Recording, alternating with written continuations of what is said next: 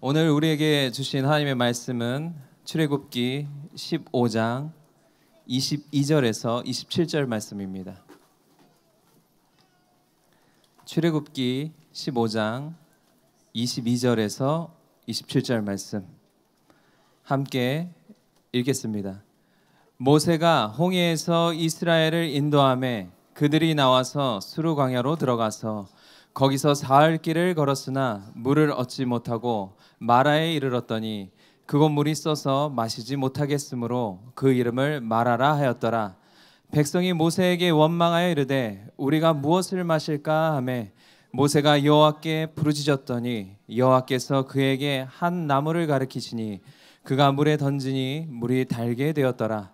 거기서 여호와께서 그들을 위하여 법도와 율례를 정하시고 그들을 시험하실세 이르시되 너희가 너희 하나님 나 여호와의 말을 들어 순종하고 내가 보기에 의를 행하며 내 계명에 귀를 기울이며 내 모든 규례를 지키면 내가 애굽 사람에게 내린 모든 질병 중 하나도 너희에게 내리지 아니하리니 나는 너희를 치료하는 여호와임이라. 그들이 엘림에 이르니 거기에 물샘 12과 종려나무 70그루가 있는지라.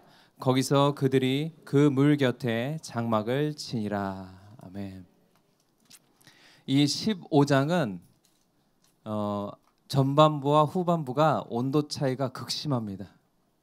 왜냐하면 이제 14장에서 이스라엘 모든 백성들이 홍해를 건넜습니다. 그래서 이제 15장을 시작할 때는 모세의 노래와 또 미리암의 노래가 나오고 있어요.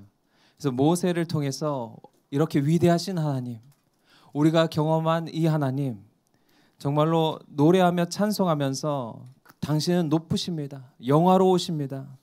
말과 그 탄 자를 바다에 던지셨습니다.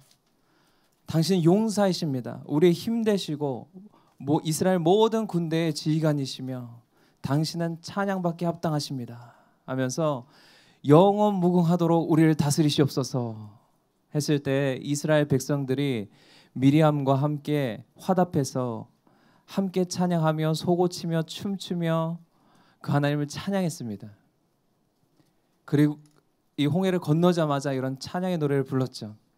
어마어마한 사건을 경험한 것입니다. 인생 일대의 대전환기를 맞아서 정말 하나님을 이스라엘 모든 백성들이 경험하고 그 하나님이 어떠한 분인지 알게 되는 그런 사건이었어요. 그리고 나서 직후에 이들이 홍해를 건너서 광야로 들어갔습니다. 거기서 광야로 들어가면은 이제 홍해를 건너고 들어가면 이스라엘이 기대하는 바가 있지 않겠습니까? 드디어 찬란한 하나님과의 여정이 시작되는구나. 아마 이들은 광야를 기대하진 않았을 거예요. 이 건너가자마자 대로가 열리고 정말로 꽃길이 펼쳐지면서 하나님이 우리 약속의 땅까지 인도하실 때까지 얼마 우리가 이제 더 이상 애굽의 노예로 살지 않고 풍족하게 먹고 더 이상 노역하지 않고 하나님과 함께 즐거워하면서 잔치하면서 우리가 노래했던 것처럼 축제하면서 이렇게 갈 줄 알았는데 3일 동안 걸었으나 물을 찾지 못했습니다. 마실 것이 없었어요. 그러자마자 돌변했어요. 온도 차이가 갑자기 하늘에 있다가 뚝 떨어져 가지고 이제 원망하기 시작했습니다. 사실 이게 이해가 안 되는 바는 아닙니다. 왜냐하면은 저희가 155마일 걸었을 때 저희는 155마일 걸었지만 한 번에 걸은 것이 아니고 정말로 은혜로운 리더를 통해서 4km마다 5km마다 오아시스가 있었어요.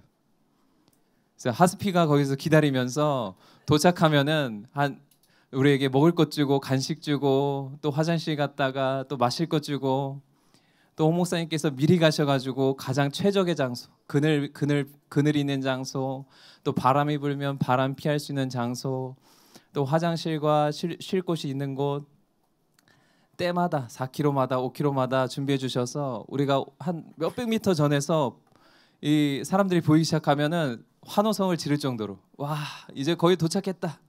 오아시스다 하면서 갔기 때문에 또 5km 가고 또 5km 갈 수 있었다면은 또 그 가운데서도 어려운 길이 있었습니다. 그 어려운 길이 만약에 오르막길인데 이것을 5km 가야 된다. 1시간 반을 더 가야 된다 하면은 속 안에 모르긴 몰라도 이 리더였던 신희재 간사님을 향해서 약간 이렇게 쳐다보면서 왜 이 중간에 쉬지 않는 것인가? 네, 이스라엘 백성들은 3일 동안 걸었지만은 사람들은 5km만 걸어도 힘들게 걸어도 리더를 쫙 쳐다보는 거예요. 중간에 안 쉬나? 또 도착한 장소에 화장실이 없다는데 이거 어떡하나? 이러면서 만약에 3일 동안 물도 주지 않고 화장실도 없는 곳을 신희재 간사님을 통해서 인도하라고 했다. 그렇다면은 아마 3일 만에 신희재 간사님 머리털이 다 뽑히지 않았을까? 네, 이해되는 것이죠. 그 정도로 이제 쉽지 않은 길입니다. 우리 인생에서도 마찬가지입니다.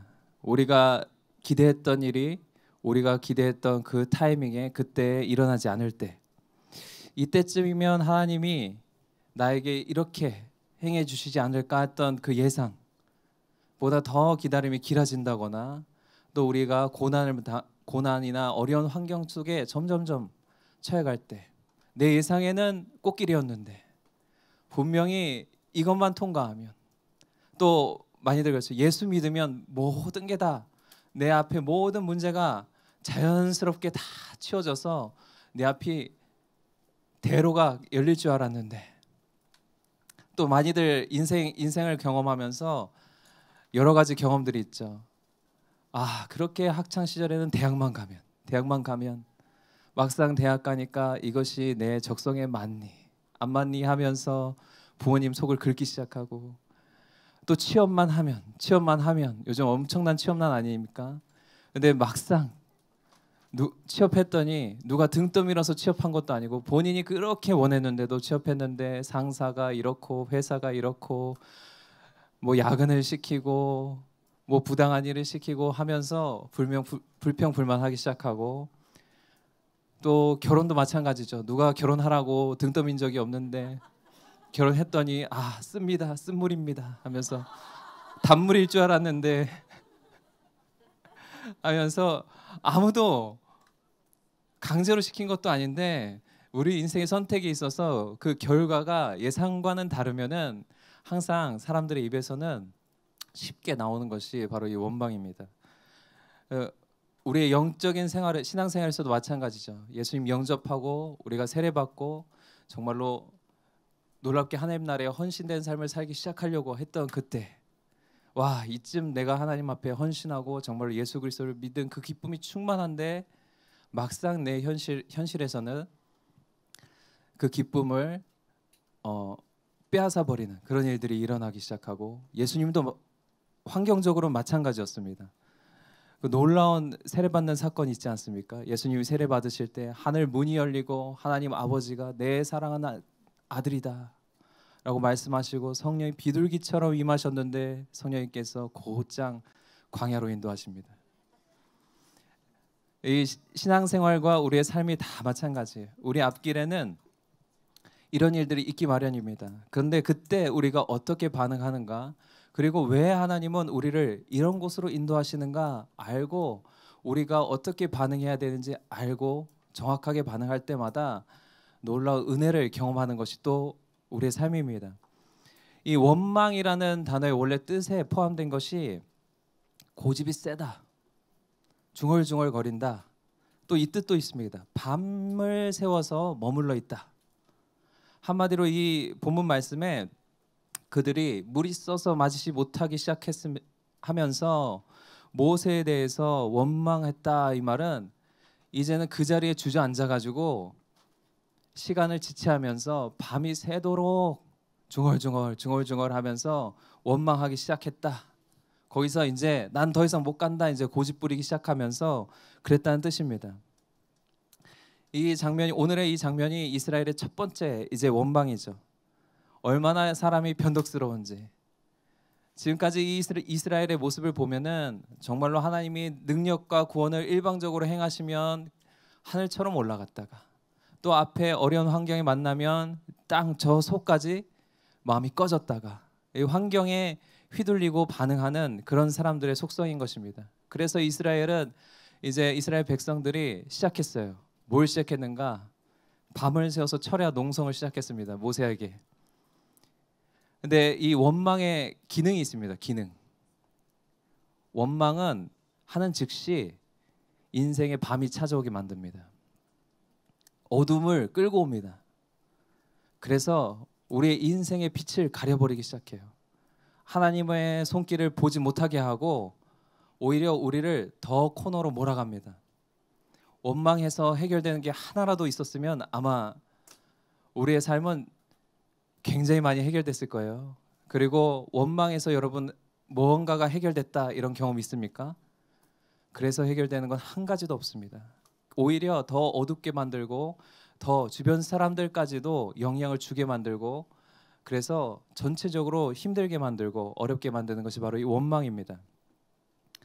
그래서 앞으로 나아가지 못하고 이 이스라엘 백성처럼 고집 세게 그 자리에 머물러 있게 만드는 것. 그래서 하나님은 저 더 앞을 말씀하셨지만 이 자리에 머물러 있어서 하나님의 뜻을 알지 못하게 하는 것이 바로 원망입니다.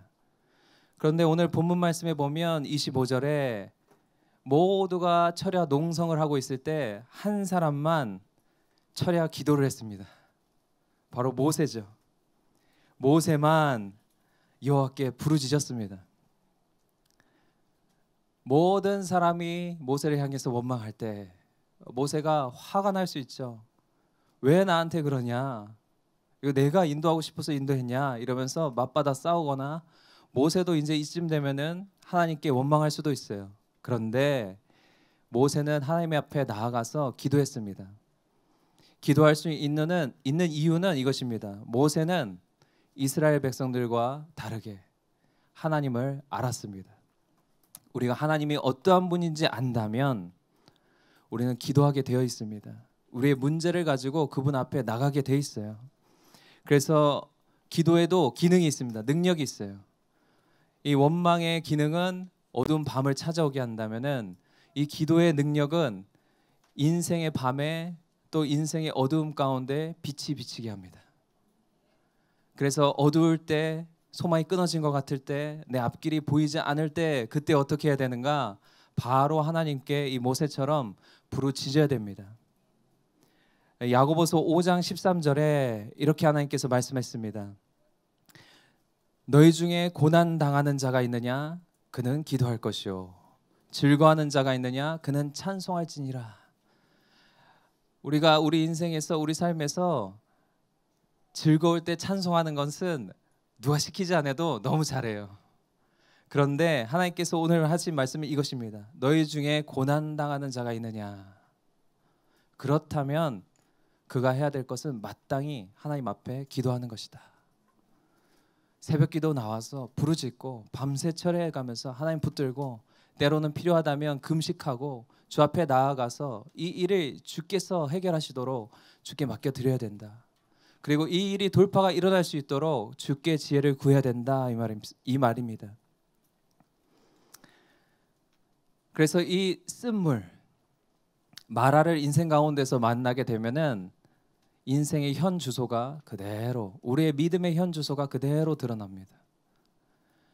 그래서 홍해를 가를 때는 우리의 믿음이 정말로 하늘 높은 줄 모르고 올라간 줄 알았는데 어마어마한 믿음을 가진 줄 알았는데 쓴물을 바로 탁 맛보자마자 우리의 믿음이 드러났습니다. 이스라엘 백성들의 믿음의 현 주소가 드러났죠.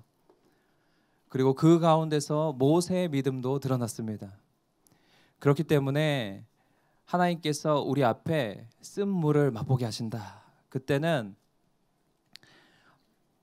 우리의 연약함, 우리의 미련함, 우리의 믿음 없음, 그리고 하나님 없이는 살 수 없을 만큼 우리가 그런 연약한 존재라는 것을 깨닫는 것으로 충분합니다. 그리고는 그 원망의 자리로 가지 마시고 기도로 박차고 일어나서 하나님만 의지하는 삶으로 나아간다면 바로 즉시 하나님께서 응답하시면서 해결책을 우리에게 제시해 주시는 것입니다. 우리가 쓴물을 만날 때 거기서 그 쓴물과 씨름하지 마시고 그 쓴물을 맛보고 거기서 원망해서 머물지 마시고 기도로 박차고 일어나서 우리의 연약함을 알았다면 우리의 믿음 없음을 알았다면, 우리의 미련함을 알았다면 그때 그것을 가지고 주님 앞으로 나아가십시오. 그때 주님께서 정말로 해결책을 우리에게 제시해 주십니다. 그래서 광야로 들어가면 우리가 기억해야 될 것이 있습니다. 오직 우리에게 하나님께서 제시해 주는 해결책이 있다는 것입니다. 지금 25절에 보면 모세가 여호와께 부르짖을 때 주님께서 말씀하셨어요. 여호와께서 그에게 한 나무를 가리키시니 그가 물에 던지니 물이 달게 되었더라. 한 나무를 주님께서 하나님께서 예비하셨습니다. 그리고 쓴 물만 예비하신 것이 아니라 하나님께서는 이 한 나무도 예비하셨습니다. 그리고 그 나무를 하나님의 말씀에 순종해서 던졌을 때 물이 달게 됐습니다. 어떤 사람들은, 과학자들은 이거 분석하기 좋아해요. 그래서 광야의 어떤 나무는 물을 정수하는 기능이 있다라고 얘기하는 사람도 있고 한데, 이 나무는 그런 나무가 아닙니다. 왜냐하면은 만약에 그런 기능이 있는 나무가 있다 한들 200만 명과 가축과 이 사람들이 먹을 수 있는 물의 양을 정화시킬 수 있는 나무가 한 그루가 있다면은 지금쯤 아마 전 세계에 노벨상감이 되지 않을까. 이 나무는 아예 물의 근원부터 바꿔버린 것입니다. 그렇기 때문에 지금 이 땅에 존재하는 어떤 나무가 아니라 하나님께서 앞으로 보여주실 그 어떤 나무를 가리키는데, 이것은 바로 예수 그리스도의 십자가를 가리킵니다. 이제 앞으로 광야에서 겪는 모든 사건, 이들이 먹을 것이 없어서 굶주릴 때, 또 물이 없어서 또 원망할 때, 대적들을 만났을 때, 이들이 하나님 앞에 범죄했을 때, 권위에 대해서 순종하지 않고 반역할 때, 이 광야에서 만나는 모든 사건의 해결책은 예수 그리스도십니다. 모든 사건마다 우리가 예수 그리스도를 만날 수 있어요. 모든 사건마다 예수 그리스도를 통해서 얼마나 하나님께서 이 상황과 환경을 바꾸시고 우리를 통각해 하시고 공급하시고 만족해 하시고 우리를 자유케 하시고 치유하시는지, 그 경험하는 여정이 이 광야의 여정입니다. 광야에 오기까지도 그랬습니다. 광야에 오기까지 어땠습니까? 이들이 애굽에서 나올 때 유월절 어린 양의 피로, 그 어린 양의 피를 우슬초에 발라서 찍어서 이 문설주와 문 임방에 바르면 그 사람들은 구원을 얻고 하나님의 심판에서 벗어나고 자유롭게 되는 그 구원의 은혜를 경험하지 않았습니까? 또 홍해 앞에서는 어땠습니까? 하나님께서 홍해를 가르셨을 때 그 홍해 1500m 아래에 있던 길이 드러났습니다. 이 길은 어떤 길입니까? 이스라엘 백성들에게는 마른 땅으로 홍해를 건너게 하는 구원의 길이 됐습니다. 그런데 애굽 군대에게는 정말로 그들이 수장되는 심판의 길이 됐습니다. 믿는 자에게는 구원의 역사요, 구원의 길이시고, 또 다시 오실 때 믿지 않는 자들에게는 심판주이신 예수 그리스도, 그분을 나타낸 것이죠. 이들의 모든 여정에는 예수 그리스도를 경험하는 여정입니다. 그래서 우리가 신앙생활하는 모든 우리의 삶의 여정은 예수 그리스도의 은혜를 경험하게끔 하나님께서 모든 걸 다 예비해 두셨어요. 우리가 신앙생활하면서 앞에 어떤 쓴물을 만난다, 어떤 어려운 환경을 만난다, 풍랑을 만난다, 그러면 기억하십시오. 마치 제자들이 풍랑 만났을 때 예수님이 그 자리에 계시고 예수님이 풍랑을 잠잠하게 하셨던 것처럼, 이 모든 풍랑은 예수 그리스도가 어떤 분인지 예수 그리스도의 은혜를 경험하는 여정입니다.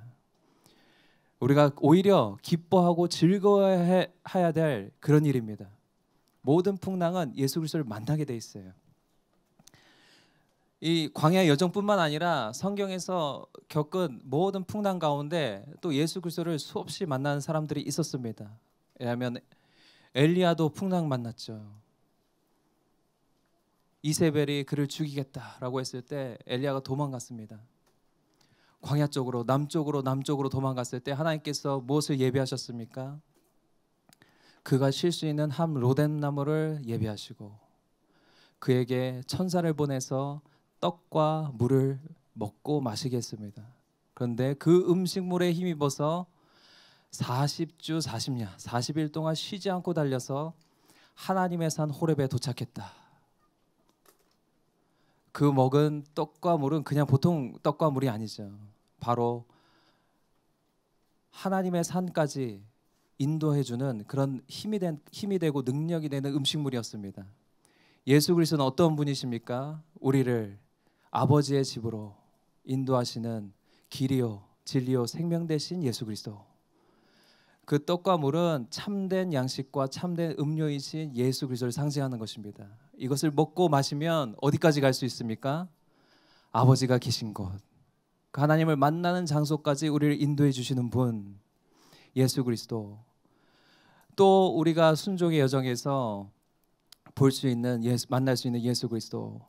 아브라함의 순종의 여정, 이 창세기 22장에 아브라함의 그 순종의 여정, 어마어마한 테스트 아니겠습니까? 그런데 그 순종의 여정의 끝에 하나님께서 무엇을 준비하셨습니까? 한 순양을 예비하셨습니다. 그러면서 그 모든 어려움과 고난과 역경과 시험 끝에는 항상 예수 그리스도를 만날 수 있는 은혜. 그리함으로 아버지 하나님이 어떠한 분이신지, 얼마나 우리를 사랑하시는지 알 수 있는 은혜의 축제의 현장이 기다리고 있습니다. 그렇기 때문에 쓴물에서 멈추지 마십시오. 우리는 더 나아가야 됩니다. 그래서 오늘 모세가 기도했을 때, 기도로 이 상황을 돌파했을 때 빛이 비춰지기 시작하면서 하나님께서 한 나무를 가리켜 보여주시고 그 나무를 거기에 던졌더니 물이 달게 되어서 이스라엘 백성들이 먹고 마실 수 있는 그런 물로 바뀌었습니다. 그렇듯이 하나님은 우리의 고통이 있다면은 즐거움으로 바꿔주기를 원하시는 하나님이십니다. 만약에 우리가 절망 가운데 있다면 기쁨으로 바꿔주시기를 원하시고 우리에게 소망 주시고 우리에게 부요함 주시고 우리를 행복하게 하시고 우리를 얼마나 사랑하는지 드러내 주시고 또 우리가 억압되고 눌린 것이 있다면 우리를 자유의 단물로 공급해 주시길 원하시는 분이 바로 하나님이십니다. 그래서 우리 이 모든 여정 가운데 만약에 이 쓴물을 만난다면 이때야말로 내가 예수 그리스도를 경험할 때이구나. 이때야말로 우리가 오늘 고백하지 않습니까? 오직 주만이 나의 소망이십니다. 나의 소망이신 예수 그리스도. 이때 내가 소망이신 예수 그리스도를 알 때이구나. 이때가 나의 미련함을 알 때가 아니라 미련함에 머물 때가 아니라 나의 능력 되신 예수 그리스도를 알 때이구나. 이때야말로 인생의 슬픔에 잠겨 있을 때가 아니라 나의 기쁨 되신 예수 그리스도를 알 때이구나 하면서 우리의 모든 삶을 바꿔가시길 원하시는 분이 바로 하나님입니다. 그래서 하나님께서 오늘 하나님을 소개하시되 이렇게 소개하셨어요. 26절 말씀에 나는 너희를 치료하는 하나님 여호와임이라. 여호와 라파, 치료하시는 하나님. 마치 하나님께서 의사가 되셔서 우리의 모든 고통과 슬픔, 우리가 아픔, 질병을 고쳐주신다. 단순히 이 치료하다라는 것은 질병을 고쳐주신다라는 차원을 넘어서는 것입니다. 왜냐하면 하나님의 이 치료라는 단어는 여러 군데에서 쓰였습니다. 열왕기하 2장 21절에서 22절 이 화면을 통해서 한번 보시겠습니다. 열왕기하 2장 21절에서 22절 함께 읽겠습니다. 엘리사가 물 근원으로 나아가서 소금을 그 가운데에 던지며 이르되 여호와의 말씀이 내가 이 물을 고쳤으니 이로부터 다시는 죽음이나 열매 맺지 못함이 없을지라 하셨느니라 하니 그 물이 엘리사가 한 말과 같이 고쳐져서 오늘에 이르렀더라. 오늘 이 본문 이 말씀 가운데 고쳤으니 고쳐져서 이 말이 바로 라파입니다. 라파. 물을 고쳤다. 단순히 질병을 고치는 것뿐만 아니라 물의 근원을 바꿔서 이로부터 생명이 나게 하고 죽음이 맺지 못하게 하고 열매가 맺히게 하고 하는 것, 고치다 하는 뜻입니다. 이것이 우리에게 지금 오늘 본문에 말씀하시는 치료하다라는 것과 동일한 단어입니다. 또 예레미야 3장 22절, 이것도 함께 화면을 통해서 우리 함께 읽겠습니다. 배역한 자식들아 돌아오라, 내가 너희의 배역함을 고치리라 하시니라. 보소서, 우리가 주께 왔사오니 주는 우리 하나님 여호와이시니이다. 아멘. 배역함을 고치리라. 이 배신했다, 배역했다라는 뜻이기도 하지만은 원래 원어상은 믿음이 없음, 불신앙, 너희의 불신앙을 내가 고치겠다. 한마디로 이 고치다, 치료하다, 이 라파라는 뜻은 회복시키고 온전하게 하다라는 뜻입니다. 온전하게 하다. 하나님께서 지금 오늘 쓴 물을 단물로 바꾸는 것을 보여주신 것은, 나는 이 환경, 너희 앞에 있는 환경, 쓴 물을 단물로 바꾸길 원한다, 이런 뜻도 있지만 동시에 나는 너희 중심 안에 썩어져서 골물대로 골마서 마실 수 없는 그 물, 너희 중심 안에서부터 내가 그것을 고치기 원한다. 그래서 예수님께서 말씀하셨죠. 우리 안에 생수의 강이 흘러넘치게 하시는 것. 그래서 정말 우리 안에서부터 생명의 근원이 일어나게 하는 것, 그것을 하나님께서는 원하시는 것입니다. 우리의 중심을 치료하길 원하시는 하나님, 우리의 질병뿐만 아니라 우리의 모든 질고와 고통을 치유하시길 원하시는 하나님, 그 하나님이십니다. 그래서 마치 의사 선생님처럼 지금 하나님께서 우리에게 말씀하시는 것이에요. 그런데 여러분들 아시죠? 증상이 드러나야만 의사 선생님께서 치료할 수가 있어요. 아무 증상이 없을 때는 의사를 찾질 않습니다. 왜냐하면 건강한 줄 알기 때문에. 그래서 그런 병들이 오히려 더 무섭죠. 우리가 알지 못하는 사이에 우리를 장악하는 병들. 그런데 우리가 어디가 아프다, 배가 너무 아프다 하면은 의사 선생님께 가면은 금방 고쳐집니다. 그것처럼 지금 오늘 이 마라의 쓴물은 우리의 증상을 드러나게 하는 것이에요. 그러면 하나님께서 금방 진단하십니다. 우리의 중심이 다 드러나고 진단하시고 바로 처방전 내려주시고, 우리가 그 약을 먹고 그 약이 우리 안에서 작동하기 시작하면은 우리는 건강을 회복하는 것이죠. 그래서 이 쓴물은 우리의 증상을 드러나게 한다. 그래서 우리 속에 지금 이스라엘 백성들을 보면 쓴물을 마시자마자 원망했다라는 것은, 홍해를 건널 때는 하나님이 살아계시고 그들이 이렇게 말했습니다. 영원히 우리를 다스리시옵소서. 그들이 모세를 믿었더라, 이렇게 말했는데 쓴물을 만나자마자 믿음이 하나도 없구나, 불신앙이구나, 벌써 원망하는구나, 하나님이 누구인지 모르구나 하는 증상들이 다 일어났습니다. 그렇다면 하나님께서는 그걸 가지고 지금 오늘 본문 말씀에 책망하고 어떻게 그럴 수 있느냐 하는 것이 아니라, 나는 너희의 그 증상들을 치료하길 원한다. 너희 안에 있는 애굽에 있었던 모든 증상들 내가 너희에게 고치길 원한다. 하나님께서 이렇게 말하셨어요. 내가 애굽 사람에게 내린 모든 질병 중 하나도 너에게 내리지 아니하리라. 이 말씀은 애굽의 모든 질병의 원인 무엇이었습니까? 모든 재앙의 원인은 이것이었습니다. 바로와 그의 백성들이, 그의 신하들이 완악함으로 하나님의 명령에 불순종한 것.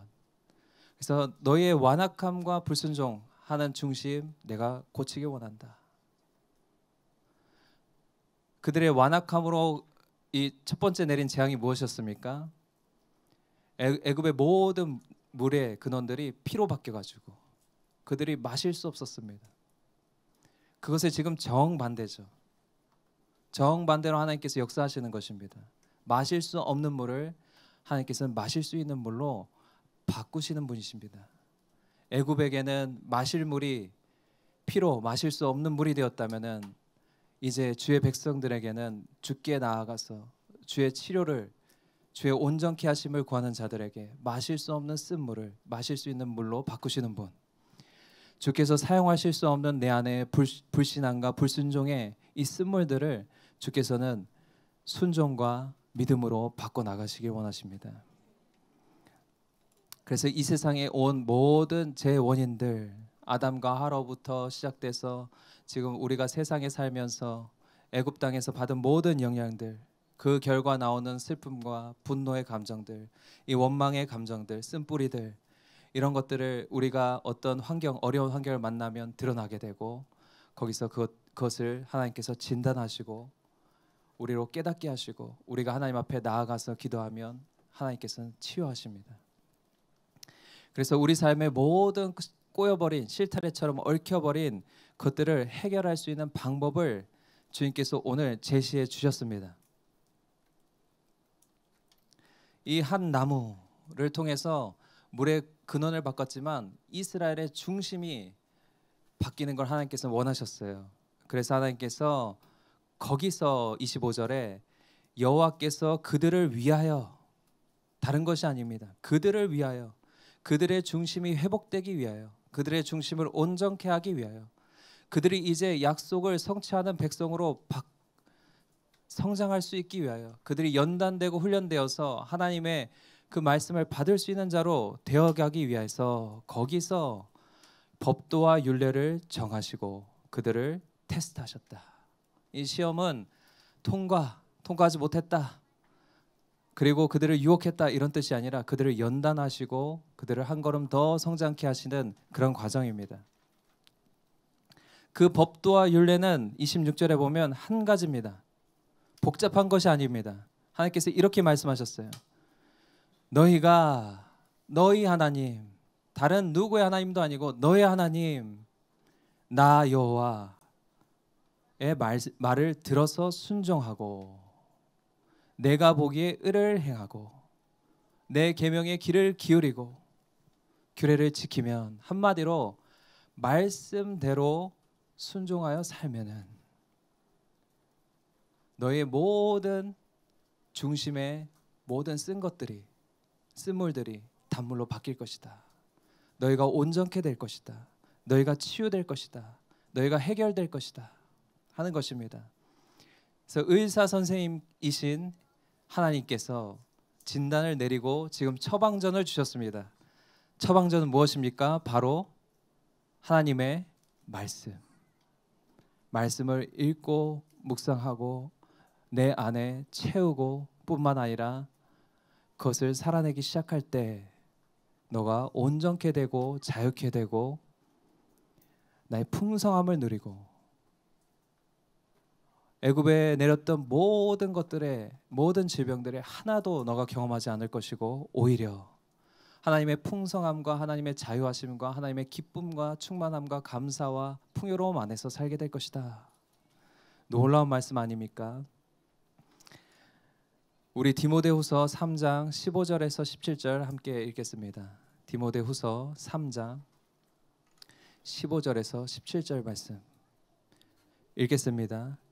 또 어려서부터 성경을 알았나니 성경은 능히 너로 하여금 그리스도 예수 안에 있는 믿음으로 말미암아 구원에 이르는 지혜가 있게 하느니라. 모든 성경은 하나님의 감동으로 된 것으로 교훈과 책망과 바르게 함과 의로 교육하기에 유익하니 이는 하나님의 사람으로 온전하게 하며 모든 선한 일을 행할 능력을 갖추게 하려 함이라. 아멘. 오늘 본문 말씀에 하나님의 처방전을 자세하게 처방 효과를 기록한 말씀이 바로 이 디모데후서 3장 15절에서 17절 말씀입니다. 이 약의 효과, 성경의 효과, 말씀의 효과, 그리스도 예수 안에 있게 하며 믿음으로 말미암아 우리를 구원에 이르는 지혜를 얻게 한다. 놀랍지 않습니까? 하나님의 말씀은 우리를 구원에 이르게 한다. 그뿐만 아니라 구원받은 백성은 그 인생 길에서 교훈을 얻게 되고 우리가 어디로 갈지 알게 하며, 또 우리가 잘못된 길을 가게 되면 이 말씀이 우리를 책망해서 바른 길로 돌아오게 하고, 또 우리를 더 높은 차원으로 나아가게 해서 의로 교육하기에 유익하다. 뿐만 아니라 헌신된 하나님의 사람들이 온전하게 되게 한다. 놀라운 말씀 아닙니까?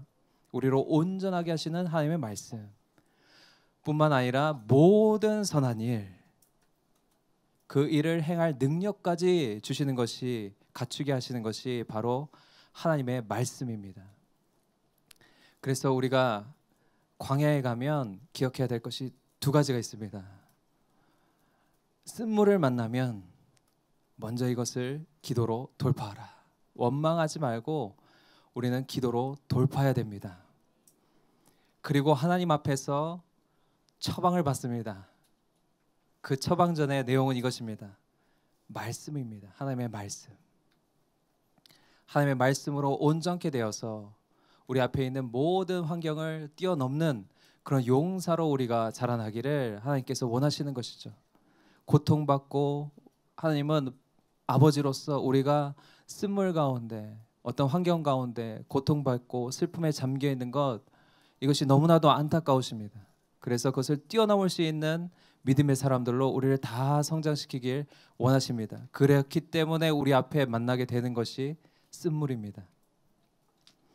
하나님께서는 우리를 쓴물을 통과하게 하시는 것이지 쓴물이 우리의 도착지가 아니에요. 왜냐하면 27절에 그들이 이르게 된 도착지는 바로 엘림이었습니다. 엘림에는 물샘이 12이 있었다. 또 종려나무 70그루가 있었다. 그리고 거기서 그들이 그 물 곁에 장막을 쳤다. 이 장막을 쳤다, 이 말은 여기가 중간 거점이었다. 우리는 여기까지 가려고 했다. 하나님께서 여기다 장막을 쳐라라고 한 것입니다. 그런데 중간에 난관에 부딪혀서 거기서 밤새도록 원망하고 주저앉았던 것뿐이죠. 사실 이 마라와 엘림은 실제로 10km 정도밖에 안 되는 가까운 거리입니다. 아마 걸었다면 반나절쯤 있으면은 도착했을 것이에요. 그런데 그것을 보지 못하고 미리 주저앉아 버린 것이죠. 거기에는 샘 12이 있었습니다. 어느 한 지파도 빼놓지 않고 다 마실 수 있도록 12샘을 주님께서 준비해 두셨어요. 또 70그루의 종려나무가 있었습니다. 이 장로들이 그 나무 하나씩 차지하고 지금까지의 여정에 대해서 디브리핑하고 앞으로의 여정에 대해서 회의할 수 있는 모든 장소가 거기에 다 있었습니다. 하나님께서는 우리를 더 높은 차원으로 이끄시기 원하십니다. 이 광야는 우여곡절이 있고 그냥 힘들고 어려운 곳이 아니라 바로 예수 그리스도를 경험하는 장소입니다. 그 십자가의 능력이 얼마나 큰지, 내 삶 가운데서 주의 구원의 은혜가 얼마나 큰지, 왜 예수님이 내 능력 되시는지, 왜 예수님이 나의 구원자 되시며 치료자 되시는지 경험하는 것이요, 우리가 기도할 때마다 그 예수님을 경험할 것입니다.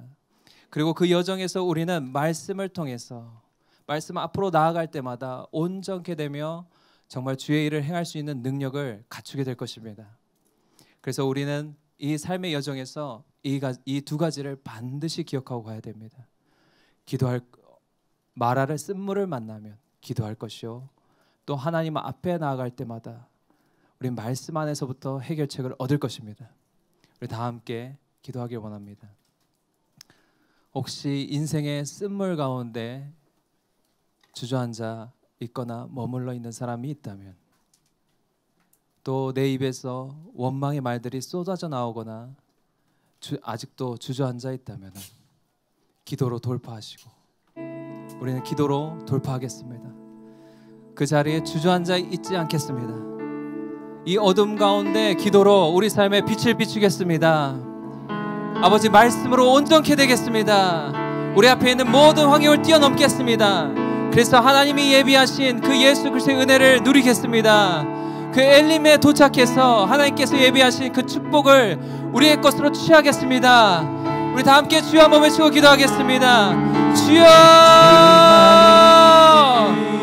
하나님, 이 광야의 여정을 이끄시는 하나님 찬양합니다. 우리의 치료자 되시고 우리를 온전케 하신 하나님 찬양합니다. 우리가 만난 모든 환경, 어려운 환경 가운데서 우리가 맛보는 모든 쓴물을 가운데 머물러 있는 것이 아니라, 주저앉아 있는 것이 아니라, 원망하는 것이 아니라 감사 찬양과 기도로 주님 앞에 돌파하겠습니다. 그 모든 환경 가운데 기도로 빛을 비추겠습니다. 그래서 하나님의 제시하시는 그 예수 그리스도의 모든 은혜를 누리며 살아가겠습니다. 아버지의 구원의 은혜를 경험하겠습니다. 예수 그리스도의 능력을 경험하겠습니다. 하나님의 선하심을 우리가 경험하겠습니다.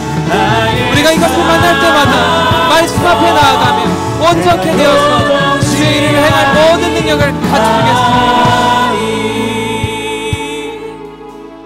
오직 주만이 우리의 소망 되십니다. 오직 주만이 우리의 능력 되십니다. 우리가 쓴물을 만날 때라도 요동하지 않겠습니다. 우리가 기도로 돌파할 것이며 우리 삶 가운데 기도를 통해서 하늘의 문을 열 것입니다. 빛을 비출 것입니다. 그 가운데 예수 그리스도를 만날 것입니다. 경험할 것입니다. 더 나아가서 우리는 말씀 앞으로 나아가서 우리의 중심 안에서부터 변화를 일으킬 것입니다. 하나님의 일을 행할 모든 능력을, 선한 능력을 갖출 것입니다. 그래서 우리의 삶을 통해서 주님 영광 받으시고 우리의 삶을 통해서 주님 찬양 받으시옵소서. 우리를 치료하시고 우리를 온전케 하신 하나님 찬양합니다. 그 하나님께 우리의 모든 앞길을 맡겨드립니다. 감사합니다. 예수 그리스도의 이름으로 기도드렸습니다.